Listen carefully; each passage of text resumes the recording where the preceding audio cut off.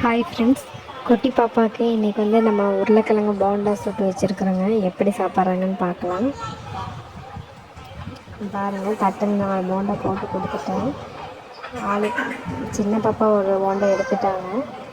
பெரிய பாப்பா அவளுக்கு வேணும்னு தட்டை எடுத்துகிட்டு அவங்க பாருங்க ஒரே கையில் 2 போண்டா எடுத்துட்டாங்க. அதான்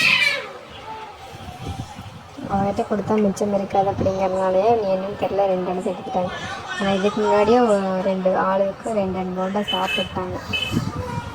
இதில் எதுவுமே மிக்ஸ் பண்ணிங்க.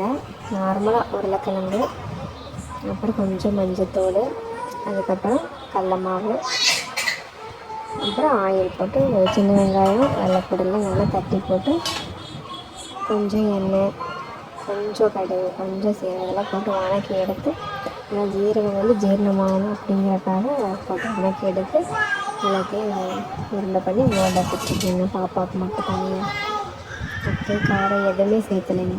பாருங்கள், நான் கேட்குறேன், அவங்க 2 வேலையும் சேர்த்து வச்சு அப்படி எடுத்துக்கிறேன். கொடுக்குறதுனா ஒரு வேலை கொடுக்க தானே செய்யணும். சரி, பிச்சை கொடுக்குறதுக்காக தான் கேட்டேங்க. அவங்க அதுக்கு மேலே கொடுக்கவே மாட்டேங்கிறாங்க.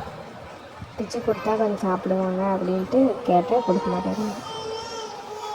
அவங்க அப்படியே சாப்பிடுவாங்க. இவங்க கையில் இருக்குது, இருந்தாலும் அவங்க இருக்கிறத பிடுங்குற போகிறாங்க.